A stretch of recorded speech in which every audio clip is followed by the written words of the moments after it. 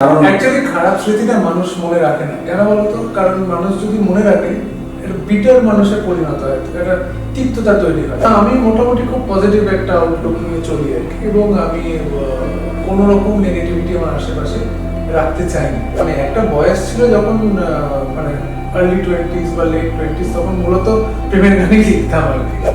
কোথাও কারোর সাথে সিঁড়িতে উঠে যাচ্ছে কেউ, একবার ঘুরে তাকালো, সেই এক ঝলক দেখা, সেখান থেকে একটা ভালো লাগা জন্মানো, সেটা কিন্তু আমাকে অনেক লেখালেখি, অনেক সুরে ইন্সপায়ার করতে পারে আর কি। সেটাকে ভালোবাসা হওয়ার কোনো প্রয়োজন নেই।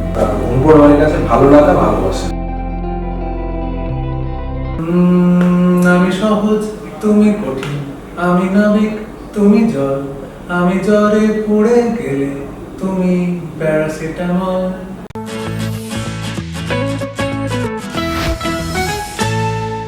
নমস্কার, আপনাদের স্বাগত। আপনার সবাই দেখো, এই মুহূর্তে আলাপ পরিচয় জমে উঠেছে। তবে আমার সঙ্গে যিনি রয়েছেন তার সঙ্গে আলাপ আমার আপনার প্রত্যেকে অনেকদিন আগে হয়ে গিয়েছে। এখন আলাপ পরবর্তী যা তার কথা চলছে, এবং অবশ্যই আমার সঙ্গে এই মুহূর্তে রয়েছে অনুপম। অনুপম, কেমন আছে?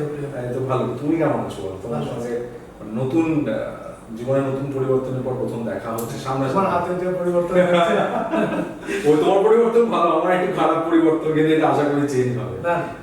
তো কতটা পাল্টেছে জীবন? জীবন ঠিক আছে, একই আছে। একই আছে? হ্যাঁ। এটা কি মানা যায়? মানে বিয়ের পর তো মানুষের জীবন পাল্টায় না। না, সেটা জীবন সব একই আছে। 2024-এ প্রচুর কাজ, সেই কাজের প্রথম কাজ আলাপ, সেই আলাপ দিয়ে বছর শুরু হচ্ছে। সামনের মাস হলে আরো অনেক ছবি রিলিজ করবে। তো আলাপের কথা যখন হচ্ছে, প্রথম যেটা জানতে চাইবো যে এত বছরে তো এত মানুষের সঙ্গে আলাপ হয়েছে, তো কোন আমি মানুষের সঙ্গে আলাপ করবো, কোনো অজানা অচেনা এমন মানুষের কোনো আলাপ তোমার কাছে এখনো মনে আছে? দেখো, আলাপের সময় তো, আলাপের আগে তো সবাই স্ট্রেঞ্জারই থাকে। আলাপের পরে কিছু মানুষের সঙ্গে খুব ভালো বন্ডিং হয়, যার ফলে সেটা একটা সম্পর্কে পরিণত হয়, বন্ধুত্বের হোক, একটা ক্লোজনেস তৈরি হয়। আবার হয় যে কিছু আলাপের পর দুটো মানুষ দুদিকে চলে যায়, সেই ক্ষণস্থায়ী কোনো আলাপ। তা আমি আমার একটা দীর্ঘস্থায়ী আলাপের কথা বলতে পারি। যখন আমি ব্যাঙ্গালোর শহরে থাকি, একটি মানুষের সান্নিধ্যে আমি আসি যার নাম রঞ্জন ঘোষাল, মহিনাগুড়াগুলির এক্স মেম্বার। তিনি ওখানে ছিলেন, তার সঙ্গে আলাপের মাধ্যমে কিন্তু আমার জীবন অনেক পরিবর্তন হয়। আজকে যে সৃজিতার সঙ্গে আমি কাজ করি, এই সৃজিতার সঙ্গে আলাপও কিন্তু রঞ্জন ঘোষালের মাধ্যমে। রঞ্জন কাকুর বাড়িতেই প্রথম দেখা হয় মানুষটার সঙ্গে, এবং শুধু সৃজিতা নয়, তার সঙ্গে আরো একটা বড় নেটওয়ার্কের সঙ্গে আমার পরিচয় হয়। সেই মানুষটা আজকে বেঁচে নেই, আজকে এই পৃথিবীতে নেই। ওই আরেকবার দেখা হতে পারলে ভালোই লাগতো। আমি অনেকটা ইনডেটেড রঞ্জন ঘোষালের কাছে। এই আলাপটা কথা তোমার মনে? এটা ভীষণভাবে মনে আছে, কারণ আমি একজন তখন সবে চাকরি পেয়ে ব্যাঙ্গালোর শহরে গেছি। হঠাৎ করে একজন অজানা মানুষের বাড়ি চলে যাচ্ছে, এবং সে তার দরজা খুলে রেখেছে আমার জন্য। সেটা খুবই অভাবনীয় একটা ব্যাপার, এবং সেই প্রশ্রয়টা, সেই আলাপের পরের দিনগুলো আর কি খুব মেমোরেবল আমার কাছে। রাইট, একদম। আর ফ্যানদের সঙ্গে বা স্ট্রেঞ্জারদের সঙ্গে, যেমন তুমি বললে যে আলাপ হচ্ছে, অনেক ফ্যানদের সঙ্গে আলাপ হয়েছে, এটা যেমন একটা মোড় ঘোরানো বলতে পারো তোমার। তো সেরকম যেটা যারা অদ্ভুতভাবে দেখা হয়েছে, তারপর আর হয়নি, বা যেটা খুব মানে মেমোরেবল হতে পারে, আবার খারাপও হতে পারে স্মৃতি। কারণ অ্যাকচুয়ালি খারাপ স্মৃতিটা মানুষ মনে রাখে না, কেন বলতো? কারণ মানুষ যদি মনে রাখে এটা বিটার মানুষের পরিণত হয়, এটা তিক্ততা তৈরি হয়। মানুষ সবসময় ভালো থাকতে চায়, আমিও চাই, তুমিও চাও, এবং তাই জন্য আমরা বেছে বেছে সেরা জিনিসগুলোকে নস্টালজিয়ার নামে মুড়ে রাখি। আমরা কিন্তু স্কুলে টিচারের কাছে কবে মার খেয়েছি, কবে বকুনি খেয়েছি, সেগুলো মনে রাখি না। কবে কোন বন্ধুর সাথে কি দুষ্টুমিটা করেছি সেটা মনে রাখি, কারণ ওটা আমাদেরকে বেঁচে থাকার একটা রসদ যোগায়। সেরকম আলাপের ক্ষেত্রেও হয় যে তিক্ত আলাপ হয়ে মনে হচ্ছে যে খুব কেন আলাপ হলো আর কি, এগুলো আমরা মনেই রাখি না। মনে রাখি শুধুমাত্র কোনো ফ্লাইটে কেউ বললো যে, এই কিছুদিন আগেই হচ্ছিল, বম্বে থেকে ফিরছিলাম, আমার পাশের সিটে একজন ভদ্রমহিলা বসেছিলেন। তিনি বললেন তার হাজবেন্ড এবং তিনি আমার গান খুব ভালোবাসেন, এবং আমার বহু গানের কথা উল্লেখ করলেন, এবং শুধু উল্লেখ না, মানে লিরিকের বর্ণনা করলেন, যে সেটা শুনে তার কি মনে হয়েছে। তো এগুলো তো ভালো লাগার মুহূর্ত আর কি, এবং এই আলাপগুলো আমি জানি না ভবিষ্যতে সেই মহিলার সঙ্গে আর কোনোদিন দেখা হবে কিনা, কিন্তু আলাপটা মনে থেকে গেল। তো এই জায়গায় তুমি তো বললে যে আমরা খারাপ স্মৃতি মনে রাখতে চাই না, তো অনুপম রায় কি ব্যক্তিগত স্তরেও কোনো কিছু খারাপ কিছু মনে করেন, মানে বেটার রাখতে চান অনুপম? না, আমি মোটামুটি খুব পজিটিভ একটা আউটলুক নিয়ে চলি আর কি, এবং আমি কোনো রকম নেগেটিভিটি আমার আশেপাশে রাখতে চাই না, এবং জীবন চলছে জীবনের অদ্ভুত র্যান্ডম একটা ভাবে, এবং আমি সেখানে আমার পজিটিভ এনার্জি, আমার পজিটিভিটি নিয়ে এগিয়ে দিতে চাই। এই জায়গাতে একটা পুরো আলাপের কথা হচ্ছে, যেটা আমি বলছি, মানে আলাপের তুমি একটু দর্শক বলি যে আলাপের পরে লাইন আপটা যদি তুমি একটু বলো। না না, আগে আলাপ নিয়ে বলি। আলাপ বলবো নিশ্চয়ই, আমি যাবো। আলাপের পরে লাইন আপ সত্যি সত্যি মারাত্মক, হাফ ডজন ছবি রিলিজ করবে বোধহয় আমার এবছর। আলাপের পরেই আসছে অযোগ্য, কৌশিকদার পরিচালনায় আবার মুম্বাদের ঋতুটি। তারপরে শিবুদার আমার বস, রাখি গুলজার আছেন, এবং গোটা ছবিটা এই প্রথম শিবুদার সঙ্গে কাজ করছি, যেখানে গোটা ছবিটার দায়িত্ব আমি পেয়েছি। সেখানে মানুষ আরো কিছু গান শুনবে। তারপর সায়ন্তন ঘোষালের নতুন ছবি আসছে ম্যাডাম সেনগুপ্ত, আবার ঋতুদি, সেটাতে তার কিছু গান আছে। তারপর চলে যাবো পুজোয় শ্রীজিদ্দান টেক্কা, আশা করছি সেখানে গান থাকছে। তারপরে চলে আসবো বহুরূপীতে, সেটাও শিবুদার পরিচালিত ছবি, নন্দিতাদির শিবুদার ছবি, এবং সেখানেও মানুষ কিছু গান শুনবে। সুতরাং আমি তো এখনই 6টা ছবির নাম বলতে পারছি, আমি জানি না আর কি ঢুকে গেছে। তাহলে অনুপম কি মানে সবাইকে টেক্কা দিয়ে বস হয়ে উঠবে, মানে বস তো ছিঁড়ে এই অ্যাটিটিউডটাই ভালো লাগে না আমার। আমি কাজ করি আমার খুশিতে, আমার আনন্দে, আমার চারপাশ নিয়ে আমি অতটা বলবো। আর আলাপের কথা যখন হচ্ছে, এইবার আলাপের কথা এসে তো আলাপের অবভিয়াসলি প্রেমের গল্প সেক্ষেত্রে, এবং অনুপম রায়কে আমরা মানে প্রেমের গানে খুব মানে মানুষ অনেক পছন্দ করেছে, প্রেম বিরহ। তো এখানে কিছু একটা যত নমুনা আমরা পেয়েছি, সব গান এখন আমরা জানি না বাকি কটা গান আছে ছবিতে। 3টে গান আছে। চাকিদার সঙ্গে আমার প্রথম কাজ। চাকিদার সঙ্গে বহুদিনের আলাপ, বহু ছবি তোলা, বহু আড্ডা, কিন্তু কাজ কোনোদিনই হয়নি। ধন্যবাদ সুরিন্দর ফিল্মসকে যে এই ছবিটা করতে রাজি হয়েছে, এবং চমৎকার একটা গল্প বানিয়েছে। সেই গল্পর চিত্রনাট্য করেছে পদ্মদা। সবকিছু মিলিয়ে আমি সাহায্য করেছি 3টে গান বানিয়ে, যে ছবিটাকে যদি আরেকটু মানুষের কাছে পৌঁছে দেওয়া যায়। সেই জায়গায় 3টে গান, তুমি প্রেমের ছবি বললে, প্রেম না ভালো লাগা, ভালোবাসা, এই নিয়ে চাকিদা অনেক কথা বলছে, এবং প্রেম অপ্রেম ঠিক নয় আর কি, অ্যাকচুয়ালি ভালো লাগা আর ভালোবাসা, এই কনসেপ্টটাকে খুব বোধহয় গভীরভাবে মানে চর্চা করা হয়েছে ছবিতে। আমি তো দেখিনি ছবিটা এখনো, তাই জানি না। সেখানে 3টে গানের 3 রকম কাজ আছে। গল্পটাকে এগিয়ে নিয়ে যাওয়া, গল্পের চরিত্রগুলোর ইমোশনকে ফুটিয়ে তোলা, কারণ অনেক কথা যেগুলো ডায়লগে বোঝানো ভীষণ ডিফিকাল্ট হয়ে যায়, গানে খুব সহজে করা যায়। সেটাই আমার কাজ, সেটাই করেছি, দেখা যাক। অন্যরা কি প্রেমের গান লিখতে বেশি ভালোবাসেন বা প্রেমের গান নিয়ে ভাবতেন? এরকম কোনো ব্যাপার নেই। একটা বয়স ছিল যখন মানে আর্লি 20s বা লেট 20s, তখন মূলত প্রেমের গানই লিখতাম আর কি, আর কিছু সেটা অ্যাকচুয়ালি বয়সেরই ব্যাপার।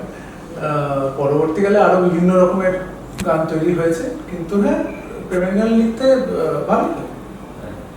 অনুপম রায়ের কাছে ভালো লাগা, ভালোবাসা, ওটা চাকিদাই ভালো বলতে পারবে। আমি বুঝতে পারি না এত কিছু। আমার কাছে ভালোবাসা খুবই জটিল, খুবই গভীর কিছু একটা হবে। ভালো লাগার জায়গাটা হচ্ছে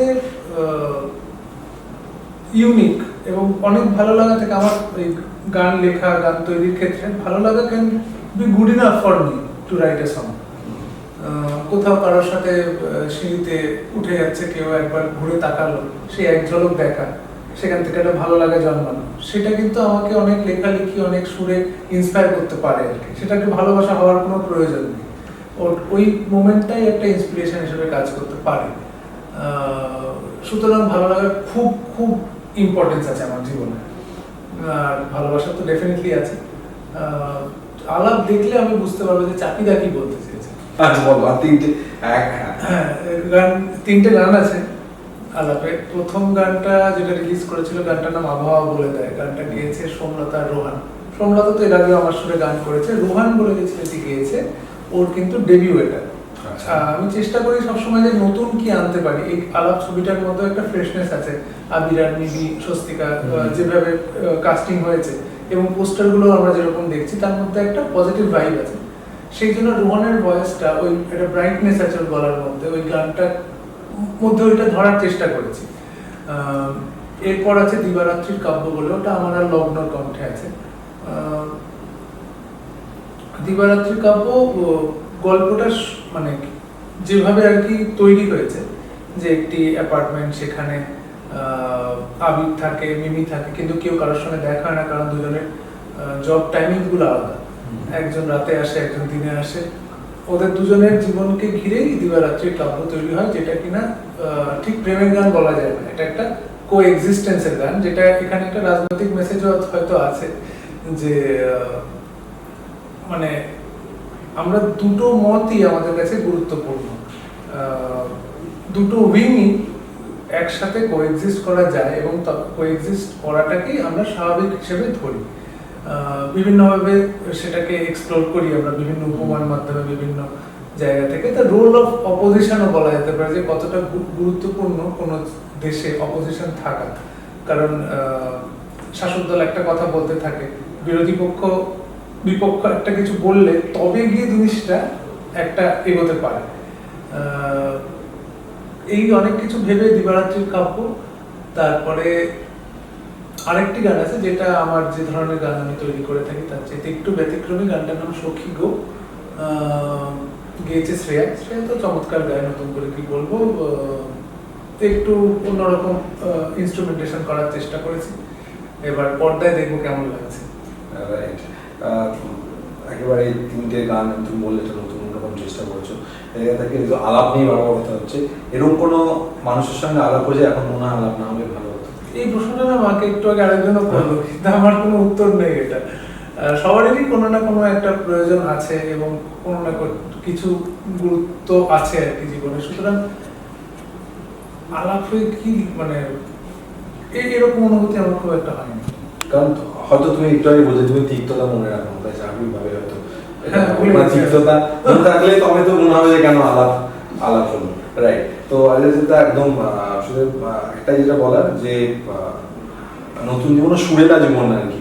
আমরা প্রশ্নটা গান অনেক শুনেছি, আমরা একসঙ্গে প্রচুর প্রোগ্রামে, ইনফ্যাক্ট মানে পুরো বিভিন্ন আগে পর জায়গায় এরকম হয়েছে যে একসঙ্গে একটা অনুষ্ঠানে, কোনো বৈঠক অনুষ্ঠানে তুমি রশ্মিরা আমরা রয়েছি। তো সেখান থেকে এটাই বলা যে সুরের আলাপ, মানে আমরা কি দেখতে পাবো যে মানে তোমার সুরের কথা মানে প্রশ্নটা আমার সুরে আগেও গেছে, হ্যাঁ, এবং ভবিষ্যতেও গাই। আশা করছি 2024-এই শুনতে পাবো। আচ্ছা, 2024-এই শুনতে পাবো। আর একটা বিষয় যে ঘটনাচক্রে যেহেতু তোমার বিয়ে পরে কথা হচ্ছে, অনেকের ক্ষেত্রে মানে লাকিলি ফর ইউ যে মানে কোনো খাপ পর্যায়ে বসে, অনেকের ক্ষেত্রে খাপ পর্যায়ে বসে মানে আমি তোমার বিয়ে সেরকম কিছু আমার একদম, যেটা অনেক ক্ষেত্রে অনেককে ফেস করতে হয়েছে বা আবার হচ্ছে এখন রিসেন্টলি যারা যতদিন থাকবে সমাজ সারা জীবনই চলবে। তুমি মনে করো মানে খাপ পঞ্চায়েতটা থাকবে নাকি কোথাও মনে হয় সোশ্যাল মিডিয়া আসার পর, কারণ তার আগে অনেক সোশ্যাল মিডিয়াতে দেখতে পাচ্ছি। আগে মানুষ নিশ্চয়ই প্রচন্ড গসিপ করেছে, প্রচন্ড আলোচনা করেছে, কিন্তু লেখার জায়গা ছিল না, তাই জন্য আমরা পড়তে পারিনি। এখন লেখার জায়গাটা মাধ্যম হয়েছে, তাই জন্য দেখতে পাচ্ছি। তোমাকে কোনোভাবে এগুলো এফেক্ট করে? ঠিক আছে, পার্ট অফ ইট, রাইট। আর এটা জানতে চাইবো যে বলিউডে কি আর এমন কাজ কি আছে সামনে কিছু? বলিউড গত বছর দুটো কাজ করলাম। এইবার একটা ছবি হয়ে পড়ে আছে, সেই ছবিটা কবে রিলিজ করবে আমি জানি না, দেখেন। আমি জানি না প্রশ্ন তুমি উত্তর দেবে কিনা, বা যে মানে তোমাদের যেহেতু তোমাদের আলাপটা কিভাবে আর কি, প্রশ্নটা তোমার আলাপ প্রশ্নদের সাথে আলাপ তো মানে আলাপ ইন দ্য সেন্স মানে আমি বলতে চাইছি আলাপ মানে প্রেমের আলাপ আর এমনি আলাপ তো ছিল। হ্যাঁ, প্রেমের আলাপ ওই মানে হয়েছে মিউজিক কমন, মানে গান করে বলে যে ভালোবাসা হয়েছে এরকম একদমই নয় আর কি। আজকে গান না করলেও ভালোবাসা হতে পারতো। আলাপটা হয়েছিল, হ্যাঁ, গান মানে পরিচিতিটা তো এই থ্রু দিয়ে হয়েছে। আর তাহলে আচ্ছা বলিউডের কথা যখন উঠছিল তো ইন্টারেস্টিং কিছু প্রজেক্ট মানে তুমি তো 6টা প্রজেক্টের নাম বললে যেগুলো আমি জানি যে হ্যাঁ, রিলিজ করবে। আচ্ছা না কিছু কাজ তো হয়েছে কিছু এরকম বলিউডে হ্যাঁ হয়েছে, কিন্তু ওগুলো আমার হাতের বাইরে, যে কবে রিলিজ করবে কি করবে আমি জানি না। আচ্ছা এবং এগুলো কি এরকম যে সাধু অলরেডি বলা হয়তো তুমিও রেকর্ড করেছো আর একজন রেকর্ড করেছো পরে না সেরকম মানে পোস্টারে আমার নাম আছে, যদি না পোস্টার পাল্টে যায়। আচ্ছা একটু আগে রাজনীতির কথা বলছিলে, এখন তো রাজনৈতিক গরম খুব, রাজনীতি আর হচ্ছে এমনি গরম, কোন গরম অনুপম রায়কে সবচেয়ে বেশি মানে সমস্যায় ফেলে বা ফেলছে এই মুহূর্তে? অ্যাকচুয়ালি কেউই সমস্যায় ফেলছে না, আমি আমার মতন কাজ করছি। আলাপ নিয়ে আমি সবচেয়ে বেশি চিন্তিত এখন, যে কেমন লাগে মানুষের এই ছবিটি। এছাড়া গরম তো দেখো, গরম আমাদের খানিকটা মানুষেরই ক্রিয়েটেড। এই যে এত কংক্রিট, এত গাড়ি, আমরা যে পরিমাণ জনসংখ্যা বেড়েছে এবং শহরে গাছ কেটে ফেলা হয়েছে সম্পূর্ণভাবে, এটার জন্য একটা অদ্ভুত মানে পরিবেশটা তো পাল্টাচ্ছে। এবং এই ক্লাইমেট চেঞ্জের ফলে দেখতে পাচ্ছি কিরকম গরম হচ্ছে আর কি আমাদের এখানে। আমাদেরই তৈরি করা, আমরা যদি সচেতন না হই তাহলে আরো বিপদ আসছে, ভবিষ্যৎ 5 বছর বাদে আরো মারাত্মক গরম পড়বে। রাজনৈতিক একটু ডিসগাস্টিং টাইপের জায়গায় চলে যাচ্ছে আস্তে আস্তে, এবং বোঝা যাচ্ছে না আজকে এই নেতা এই দলে, আবার শুনছি সে খুবই দুর্নীতি করেছে, তার বিরুদ্ধে এত অভিযোগ, তারপর সে যেই অন্য দলে চলে যাচ্ছে তার এগেইনস্টে সব কেস ড্রপড হয়ে যাচ্ছে। তার মানে দলের উপর ডিপেন্ড করছে যে কে দুর্নীতি করছে আর কে করছে না। এবং এই যে কে কোন পার্টির হয়ে দাঁড়াচ্ছে, আবার সামনে 5 বছর বাদে আরেকটা কোন পার্টির হয়ে দাঁড়াচ্ছে, এই জিনিসটা আমাকে খুবই অবাক লাগে আর কি। এটা যদি মানে সুপ্রিম কোর্ট নিয়ম করে 5 বছরের জন্য স্থগিত করে দেয়, যে এই যে দল বদল করলে নেক্সট 5 বছর কোথাও যেতে পারবে না, এই দলে থেকে কাজ করতে হবে, এটা করলে কেমন লাগে আর কি রাজনীতিটা, সেটা একবার দেখার ইচ্ছে। তোমার কি ভোটদাতা হিসেবে কনফিউজ লাগে?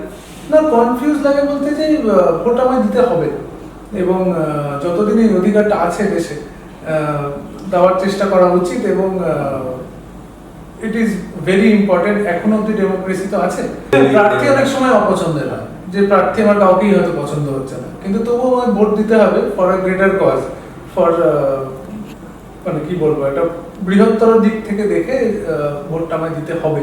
লাস্ট আলাপ থেকে কোনো একটা গান তোমার কথা শুনতে চাই। আমি সহজ তুমি কঠিন, আমি নাবিক তুমি জল, আমি জ্বরে পুড়ে গেলে তুমি প্যারাসিটামল, তুমি যুক্তরাষ্ট্র হলে আমি রাশিয়া কিংবা চীন, দ্বিধাদ্বন্দ্ব থাকুক চিরদিন। ধন্যবাদ।